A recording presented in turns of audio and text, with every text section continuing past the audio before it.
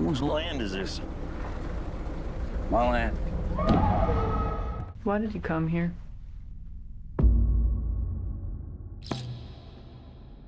I work with my uncle. Are you scared of him? Evil surrounds my heart. Did your wife say who she was most afraid of?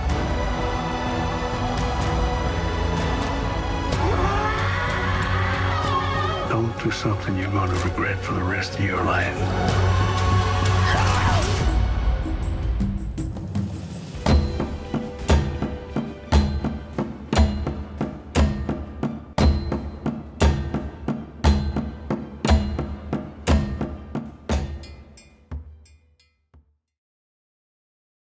Hello everyone, welcome to पीटो डिंडोरा।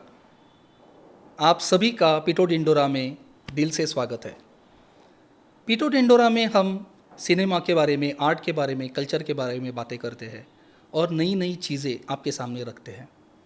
आज हम बात करने जा रहे हैं एक ऐसी फिल्म के बारे में जो ना कि सिर्फ क्राइम फिल्म है, बट अमेरिकन हिस्ट्री से बहुत नज़दीकी उसका कनेक्शन है।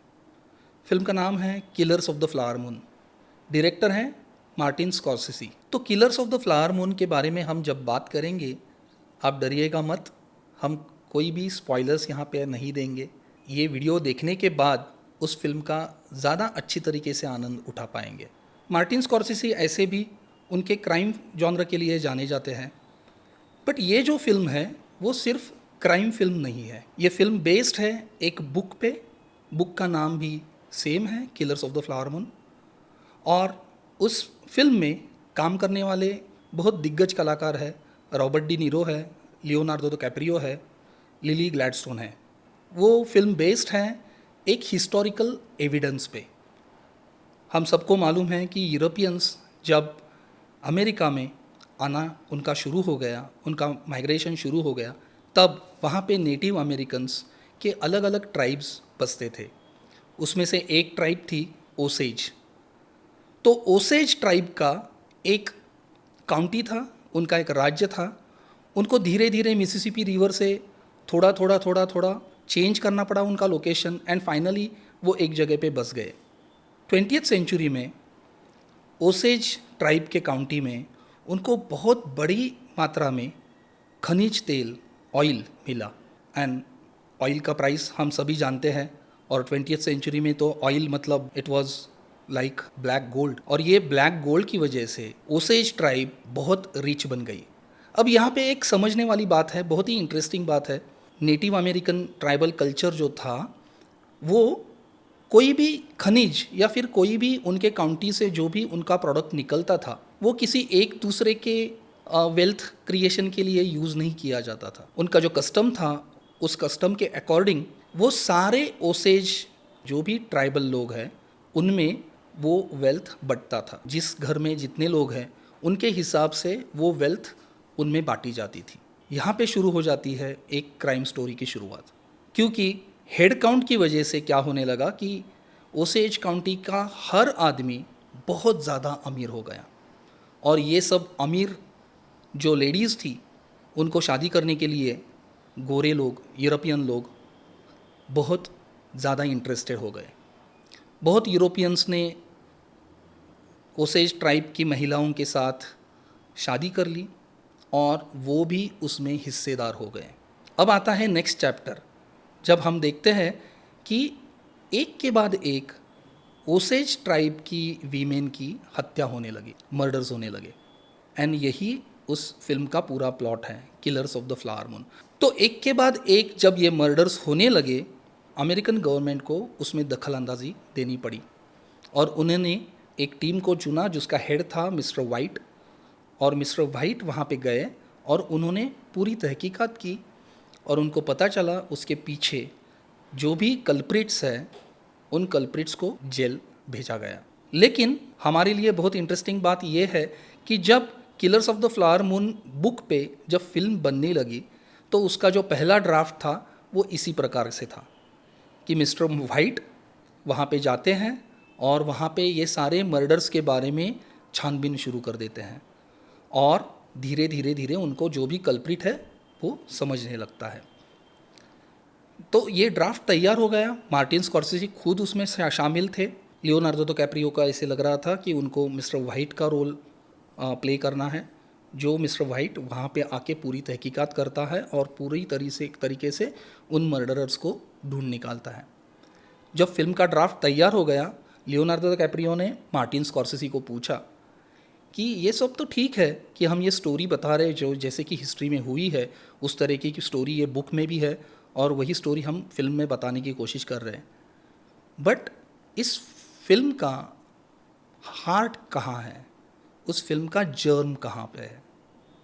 और ये जो क्वेश्चन था, मार्टिन स्कॉर्सेज़ी उस पर विचार करने लगे कि इसका जर्म कहाँ पे है, इस स्टोरी का मेन हार्ट कहाँ पे है।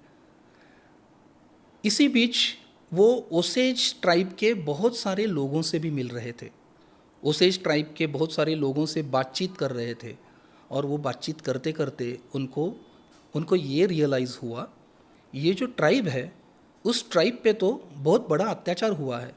जो ये गोरे लोग आए, यूरोपियन लोग आए और यहाँ पे आके उन्होंने इन लड़कियों के साथ शादी रचा ली और उसके बाद वेल्थ के लिए उनके एक के बाद एक मर्डर्स कर दिए गए।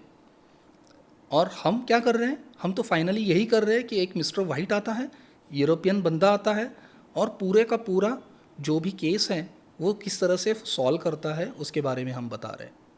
ये स्टोरी का हार्ट है नहीं, उस स्टोरी का हार्ट है ट्राइब पे जो अत्याचार हुआ है, वो स्टोरी का हार्ट है। और इसलिए उन्होंने उसका फिर से ड्राफ्ट लिखना शुरू कर दिया और वो फिल्म की स्क्रिप्ट फिर से लिखी गई, जिसमें अब मिस्टर वाइट का पॉइंट ऑफ व्यू से पूरी स्टोरी बताई नहीं जा रही थी, बल्कि उसमें जो रोल लिली ग्लैडस्टोन ने किया है, जो मॉली नाम का कैरेक्टर है, जो कि एक ट्राइबल वूमन है जिसके साथ एक यूरोपियन बंदे ने शादी कर ली थी, उसके पॉइंट ऑफ व्यू से पूरी स्टोरी अनफोल्ड हो रही थी। जब स्क्रिप्ट का ड्राफ्ट बदल गया सो पूरा पॉइंट ऑफ व्यू बदल गया। अब यहाँ पे एक इम्पॉर्टेंट पॉइंट आ जाता है, लियोनार्डो कैप्रियो को मिस्टर वाइट का रोल करना था according to the first draft. तो लियोनार्डो कैप्रियो वहाँ पे पूरी तरह से एक हीरो बोल के सामने आ जाते, बट जब स्क्रिप्ट का ड्राफ्ट ही बदल गया, पूरा नैरेटिव चेंज हो गया, मार्टिन स्कॉर्सेज़ी ने उनको जो रोल दिया वो था बर्खार्ड का। सो बर्खार्ड के रोल में, जो कि मॉली के हस्बैंड हैं, वहाँ पे वो रोल कोई हीरो का रोल नहीं था, that was in a very grey kind of a character. And इसीलिए पूरे फिल्म को जो ऑडियंस जब देखती है तो उसका नज़रिया पूरा चेंज हो जाता है, क्योंकि पूरे फिल्म में अगर कोई यूरोपियन आदमी आके पूरी केस सॉल्व कर देता है और वहाँ पे अगर लियोनार्डो कैप्रियो जैसा कोई एक्टर है जो कि एक पूरी तरह से हीरो के रूप में सामने आ जाते, तो पॉइंट ऑफ व्यू भी पूरा अलग हो जाता। बट इंस्टेड ऑफ दैट यहाँ पे लियोनार्डो कैप्रियो हमको देखने को मिलता है एक कल्प्रिट के रूप में, एक निगेटिव पर्सन के रूप में, और इसीलिए पूरी की पूरी फिल्म ओसेज ट्राइब के पॉइंट ऑफ व्यू से स्टोरी को अनफोल्ड करते हुए ऑडियंस के सामने रखती है। And that is the very strong point of this film killers of the flower moon. इस फिल्म में जो मुख्य कैरेक्टर्स हैं उसमें एक कैरेक्टर है बिल हेल का, जो कि रॉबर्ट डी नीरो ने प्ले किया है।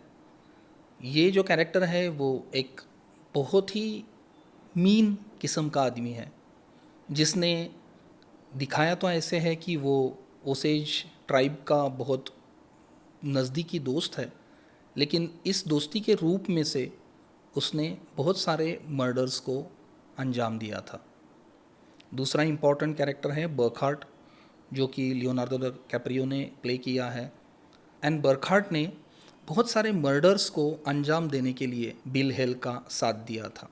आज हम जो ये फिल्म देखते हैं तो हमको पता चलता है कि ये फिल्म उस पॉइंट ऑफ व्यू से पूरी बताई जा रही है, जिसमें कि ट्राइबल्स का पॉइंट ऑफ व्यू लाना बहुत ज़रूरी था और मार्टिन स्कॉर्सेज़ी ने वो कर दिखाया। ये फिल्म ऑस्कर नॉमिनेट भी कर चुकी, बहुत सारे ऑस्कर नॉमिनेशंस मिले, हालांकि उसको ऑस्कर नहीं मिल पाया, लेकिन golden globe award lily Gladstone को ज़रूर मिला। और ये फिल्म आज के हालात में अमेरिकन हिस्ट्री का एक इम्पॉर्टेंट चैप्टर करके हमारे सामने आता है। और इसीलिए हम जब कोई फिल्म देखते हैं तो सिर्फ फिल्म की कहानी इम्पॉर्टेंट नहीं होती है, वो कहानी किस तरह से बताई जा रही है, कौन से पॉइंट ऑफ व्यू से बताई जा रही है, ये बहुत इम्पॉर्टेंट होता है। तो पीटो डिंडोरा के अगले वीडियो में फिर से मिलते हैं सिनेमा, आर्ट एंड कल्चर के बारे में ऐसे ही मज़ेदार इंटरेस्टिंग चीज़ें लेके। हम पीटो डिंडोरा में डिंडोरा बजाते रहेंगे सिनेमा, आर्ट और कल्चर का। आप भी हमारे साथ जुड़ जाइएगा। आपको ये हमारा वीडियो पसंद आया होगा तो ज़रूर उसको लाइक, आपके दोस्तों तक शेयर और हमारे चैनल को सब्सक्राइब करना मत भूलिएगा, क्योंकि आपके सपोर्ट की और आपके प्यार की हमें बहुत ज़रूरत है। Thank you very much.